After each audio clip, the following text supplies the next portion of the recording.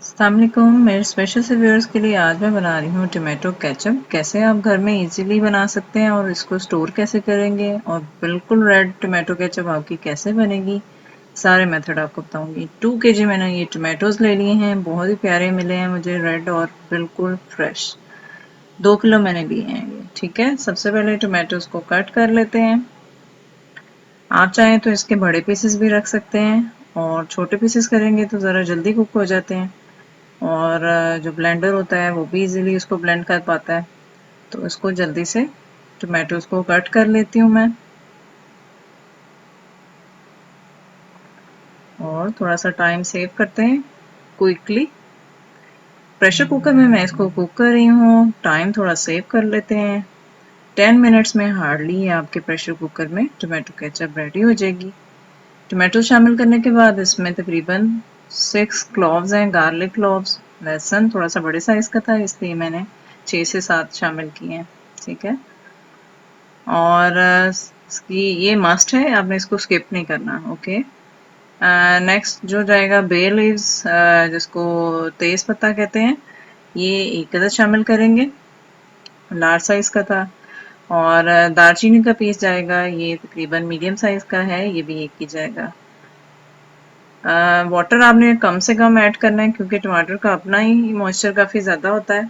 तो मैं सिर्फ हाफ कप इसमें ऐड कर रही हूँ और अब मैं लिड को क्लोज करूँगी और लिड को बंद करने के बाद विसल के बाद आपने इसको सिर्फ 10 मिनट्स देने हैं। 10 मिनट्स में ये बिल्कुल अच्छी तरह से नरम हो जाएंगे और कुक हो जाएंगे।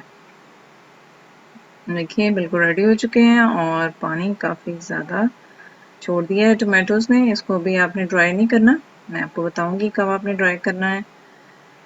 बे लीव्स को आउट कर लेते हैं क्योंकि इसका सारा जो असर था वो सारा उसमें शामिल हो चुका है, टमाटोज में और उसके सूप में। अब मैं एक बॉल में ऐड करी हूँ टमाटोज को। मुझे हैंड ब्लेंडर यूज़ करना है तो इसलिए मैं इसको थोड़े से क्लोज में ऐड कर रही हूँ। ब्लेंडर की मदद से आपने इसको बहुत अच्छा सा ब्लेंड कर लेना है, किसी किस्म का कोई भी पीस नहीं रहना चाहिए, सारा अच्छी तरह से ब्लेंड हो जाएगा। आपने थोड़ा सा इसको रूम टेम्परेचर पे ठंडा करके फिर ब्लेंड करना है। ठीक है, आप चाहें तो जग में भी कर सकते हैं।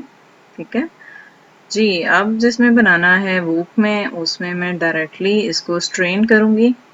एक स्ट्रेनर ले लिया है मैंने, छाननी, और आप अपनी मर्जी से किसी भी साइज की ले सकते हैं। कोशिश कीजिएगा इसके जो पोर्स हैं वो बारीक हों ताकि जितने भी टमाटोज के बीज हैं और उसके छिलके हैं वो सारे बिल्कुल सेपरेट हो सकें। ठीक है, क्योंकि वो बिल्कुल भी नहीं आपने शामिल करने, अदरवाइज वो टमाटो केचप आपकी स्मूथ नहीं बनेगी। ठीक है, ये देखिए आपके सामने मैंने बिल्कुल वो अच्छी तरह से स्प्रेड आउट किया और फिर इस तरह से दोबारा से स्प्रेड करके इनको आपने ऊपर से छिलके और बीज दोनों को आपने ऊपर से उतार लेना है। ठीक है, नेक्स्ट इस तरह से आपने इसको उतार लेना है।